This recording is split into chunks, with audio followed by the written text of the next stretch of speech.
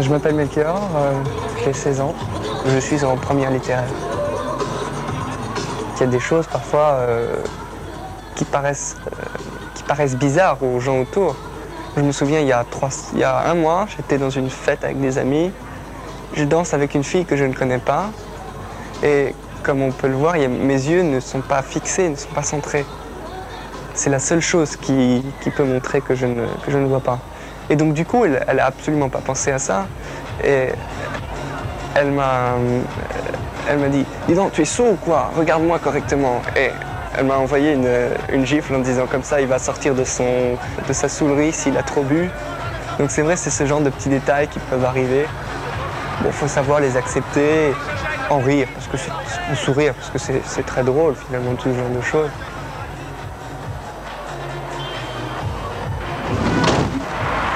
Non, c'était une bonne petite soirée quand même. Petite, énorme. Donc t'as vu Charlotte? Donc tu la connaissais en fait, non? Bah ouais, visiblement je la connaissais. On se souvient pas bien, pardon. Et quoi? Non, elle est géniale. À cette heure-ci? Ouais. Non mais attends, un peu dans le coltard, moi non? je suis pas le petit copain de Charlotte pour commencer, Ouais, donc ça ne fait pas le même effet forcément. Et puis... Non, voilà, je la connaissais quoi, voilà. Je sais pas, j'ai vu Charlotte quoi, mais... Ouais. Bah, non mais je comprends que toi ça te fasse un autre effet quoi, mais... Mais en fait, ça fait longtemps, on se connaît depuis longtemps. Elle est adorable. Elle est bien parce que...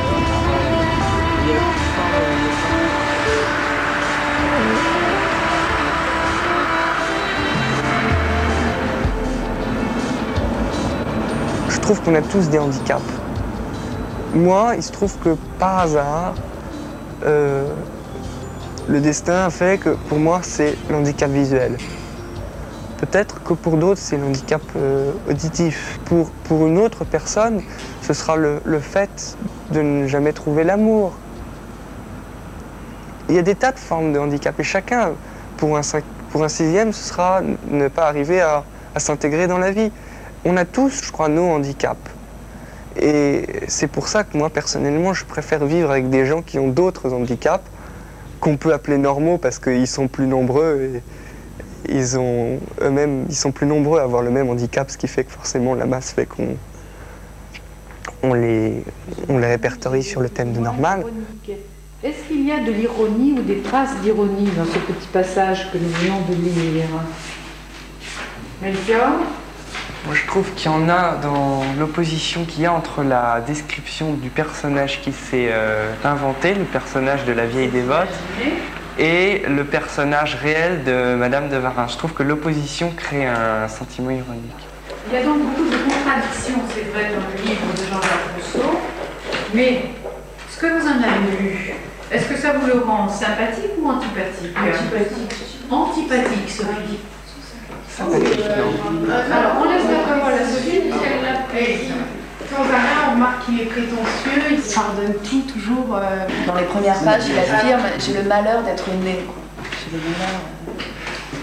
C'est un malheur que d'être né. Voilà, moi, je trouve que c'est pas forcément une invitation à la compassion, ça peut être aussi, et quand on avance dans le texte, on s'en rend compte, un effroyable pessimiste et un effroyable envie de rien dans la vie, je trouve. Et justement, ça rend pas très effroyable envie de rien dans la vie, c'est ça?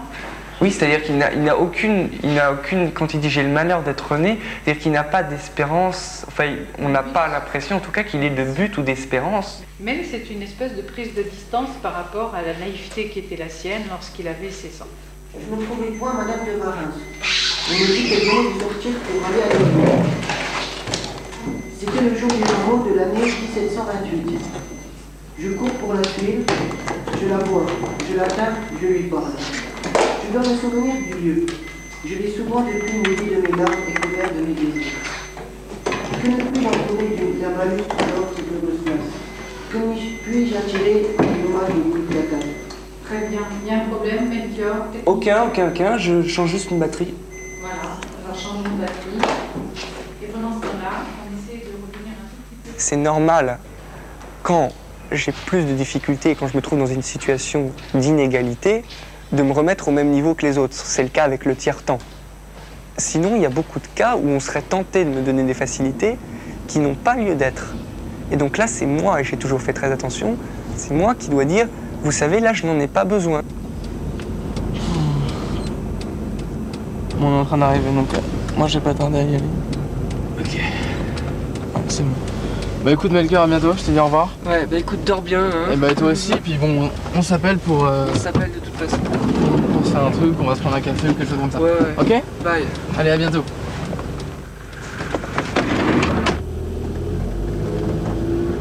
J'ai dû faire le choix d'aller à l'école, dans une école classique avec les autres, avec tout le travail que ça peut produire. Si je faisais ce choix-là, je pouvais m'offrir à moi-même, et avec l'aide de quelques autres personnes comme ma mère ou comme des gens qui sont croisés sur mon chemin, le luxe d'avoir un vrai cursus scolaire. Et je me suis dit, j'y vais, je me lance. J'ai l'envie de faire ça, je veux moi avoir des vraies études comme un autre, mais moi je veux faire mes études et je veux, comme tout le monde, avoir le bac et pouvoir ensuite faire ce que j'aime.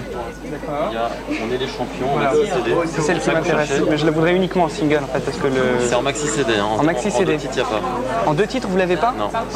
Et c'est-à-dire qu'il y a quoi dessus en fait? Il y a uniquement... Il y a 4 titres Il y dessus. a 4 titres, d'accord. Gloria Gaynor, Ah oui, d'accord. La Marseillaise, Blondie et Colin de Gang. D'accord. Excusez-moi, je réfléchis entre... D'accord. Donc il est à 145, celui-là est à Et 40. celui-là, le maxi est à 40 francs. 185. Non, je ne vais pas le prendre. Excusez-moi, je vous l'ai fait sortir pour C'est pas rien. grave. Je vous donne le maxi quand même. Le maxi, oui. On est les champions. On est les champions, oui, d'accord. Sur ça, je l'ai pris.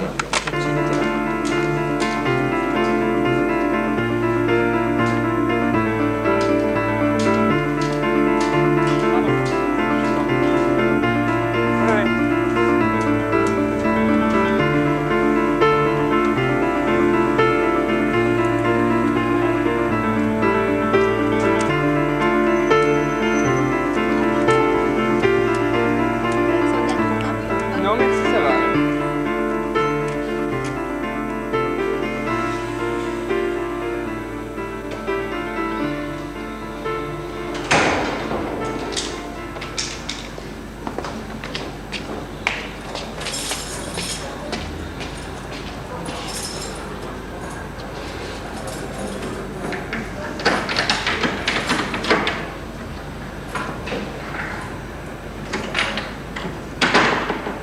Donc, je fais du théâtre depuis une dizaine d'années.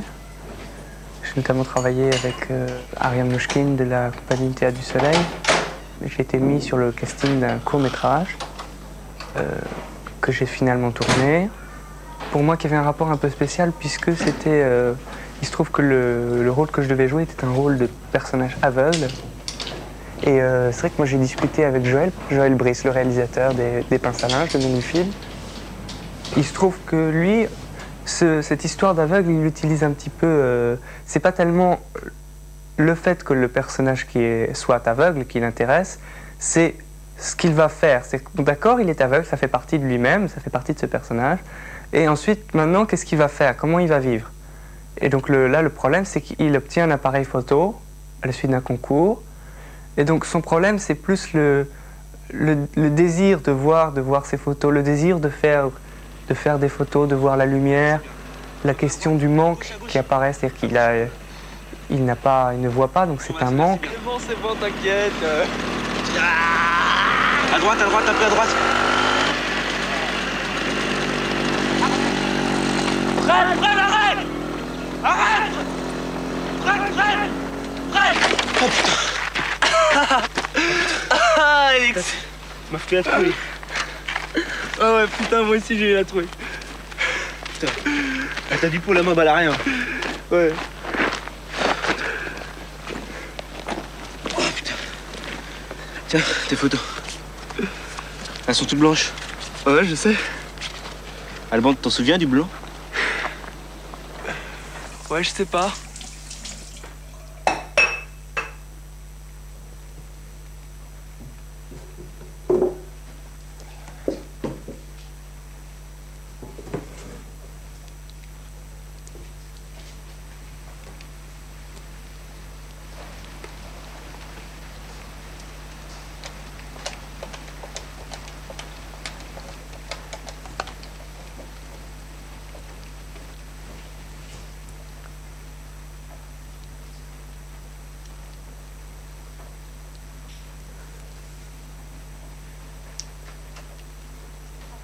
Allô Hélène, c'est Melchior à l'appareil. Salut, comment ça va? Bah moi ça va très bien. Dis-moi, je m'avais parlé de ton anniversaire. Et donc je me disais qu'éventuellement moi, je pourrais faire la sono si ça t'amuse. Non, non, voilà, moi je préfère venir et puis comme ça c'est sympa. Moi je m'amuse aussi en le faisant, alors voilà quoi. Le seul truc c'est que c'est où? D'accord. Ouais, d'accord, vu. Ok. Allez, je prends le connoté. Attends, 30 secondes. Voilà, 01. Ouais. 03, ok. 97. Ouais, parfait. Bah écoute, voilà, je te rappelle demain à cet endroit-là, et bah voilà, on va faire comme ça. Hein. Non, mais moi ça me fait plaisir aussi, donc voilà quoi. Je me disais que te voir, je vais t'occuper de la musique le jour de ton anniversaire, c'est pas top. Allez, bye.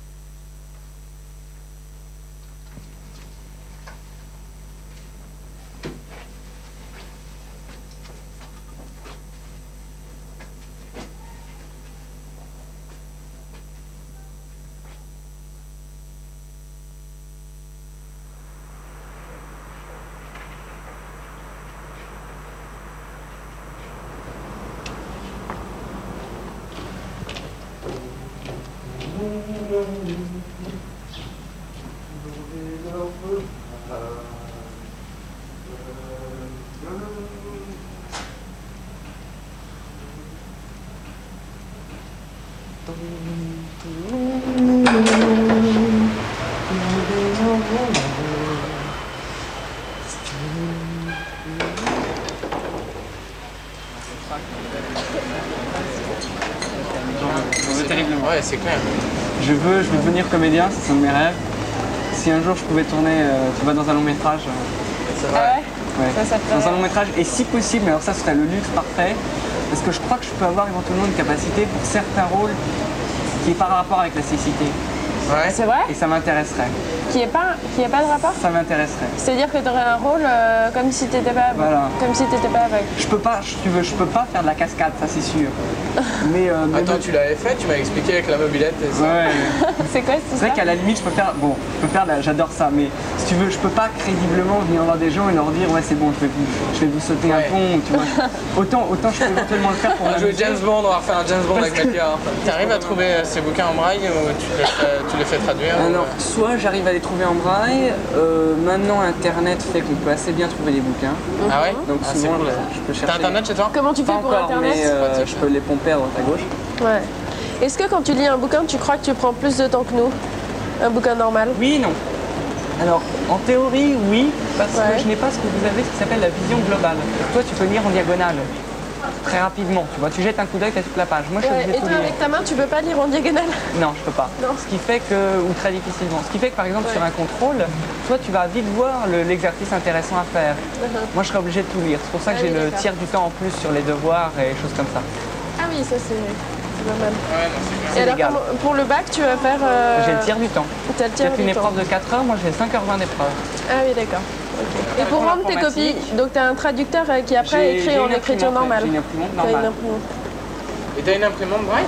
Non, braille, j'ai pas besoin puisque je le lis sur le clavier. Ouais. Donc ça pose certains problèmes ou même des trucs tout simples. Genre t'as oublié un truc. Tu peux pas demander à ton copain de te passer un câble de connexion, il a pas ça sur lui. Non, ça c'est sûr. Donc du coup. Et il peut pas, t'as des copains tu dois genre te débrouiller. qui viendraient le soir chez toi te dicter le non, cours ça j'ai pas besoin. que t'as loupé? Non. Non, je me débrouille autrement, mais c'est pas évident. Il y a des écoles pour non-voyants? On va plutôt utiliser le terme aveugle. Un non-voyant, ça fait un peu technicien. Technicien de Ça fait surface. le technicien de surface, l'agent de sécurité Tu trouves? et le non-voyant. Ah non. Non, mais moi je trouve qu'il faut employer les. Non, mais surtout c'est un peu l'histoire des choses, tu veux. Il faut un peu employer les choses par leur nom. Bah ouais, mais Aveugle- non-voyant qui ne voit pas.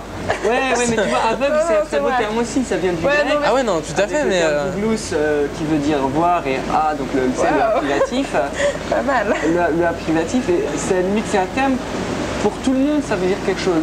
Depuis quelques années, tu as ce terme non-voyant qui est apparu parce que tu avais des gens qui acceptaient pas leur cécité. Oui, c'était une bonne façon de... C'est politiquement correct. Exactement, c'est politiquement correct.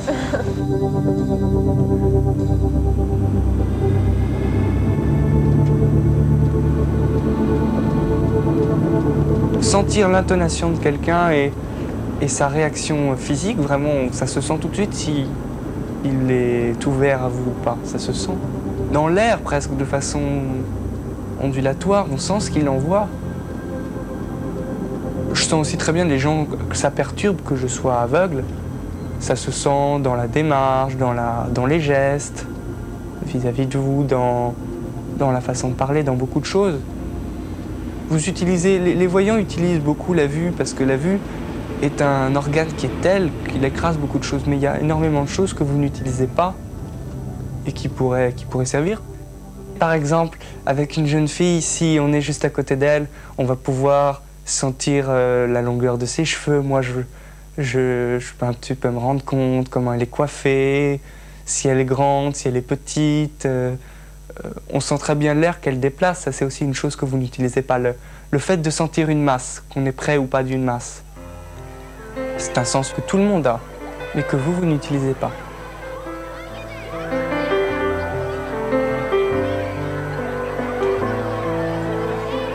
Faut pas croire, c'est pas parce qu'on voit pas qu'on se rend pas compte d'une situation. C'est pas parce qu'une personne est aveugle qu'elle n'a pas les capacités mentales de s'en rendre compte et ensuite de savoir comment se défendre. Au revoir, monsieur Pont, bon week-end.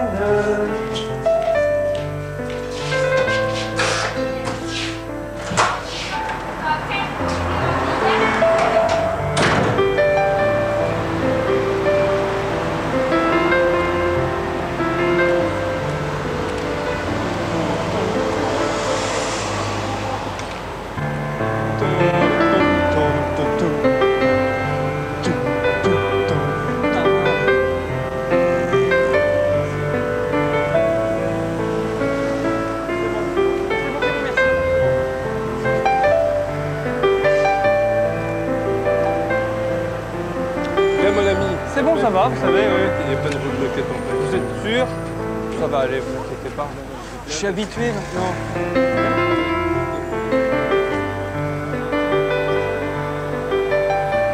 Pour moi, quand j'étais petit, c'était pas facile. Notamment à l'école, j'ai pas eu la relation qu'on a souvent avec des copains à l'école, quand on est à l'école primaire et qui deviennent des amis après. J'ai pas eu ça parce que pour moi c'était difficile. J'étais dans une école très violente à l'époque, où il y avait c'était une ambiance où il y avait, qui n'était pas tellement, si j'ose dire, surveillée et aidée par des adultes, ce qui fait que c'était un peu la jungle qui était organisée. Et donc ce qui fait que j'ai pas pu rencontrer des gens qui auraient pu être des amis ou des choses comme ça à cet âge-là. J'ai pas vraiment de souvenirs d'enfance comme on les décrit, sympathiques et qui profitent des choses. C'est peut-être ça que je peux regretter. Mais à côté, j'ai eu des choses que j'aurais pas eu, peut-être, si j'avais eu une enfance normale. J'aurais peut-être pas... J'ai rencontré une des personnes qui m'a le plus bouleversé quand j'avais 8 ans. Il m'est arrivé des choses comme ça, et peut-être que ça ne serait pas passé si j'avais eu une enfance classique.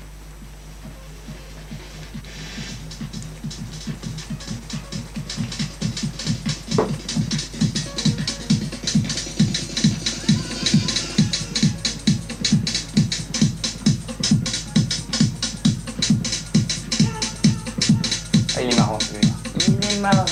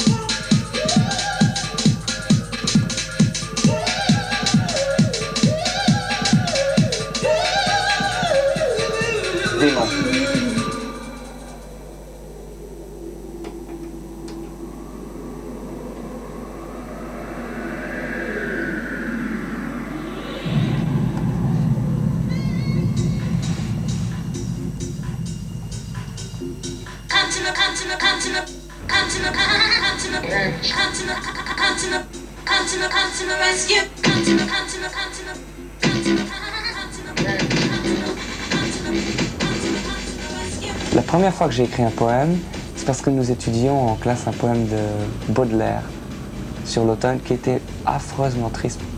Pour moi, l'automne n'a rien de triste. C'est une très belle saison, je trouve. Et c'est pour ça que je n'ai fait la remarque au professeur. Il m'a dit, bah, écoute, si tu as des idées si arrêtées sur ce que pense Baudelaire, fais-nous un poème, on verra bien ce qui vaut le tien. Et ça a commencé comme ça. Ensuite, on m'en a demandé un deuxième. Et ensuite, je me suis mis à écrire pour moi des poèmes. Il y a 3 ans, c'est ça, il y a 3 ans, j'étais dans une voiture et par hasard, il y avait des enfants à côté de moi qui se sont endormis sur mes genoux. Et donc j'ai regardé les enfants dormir. Et ça m'a profondément fasciné de voir la beauté que ça avait. Je crois profondément que les enfants ont encore une partie de ce côté angélique qui vient d'ailleurs quand on arrive au monde. Et donc, dans ce poème, on parle principalement du décalage entre l'enfance et l'âge adulte. Le titre du poème, c'est « Les anges de la terre ». Le regarder vivre qui goûte au bonheur, découvrir son esprit et en voir la grandeur. Lui qui connaît tellement mieux le monde, lui qui le vit sans convoitise ni envie, lui qui comprit le Créateur qui le fit.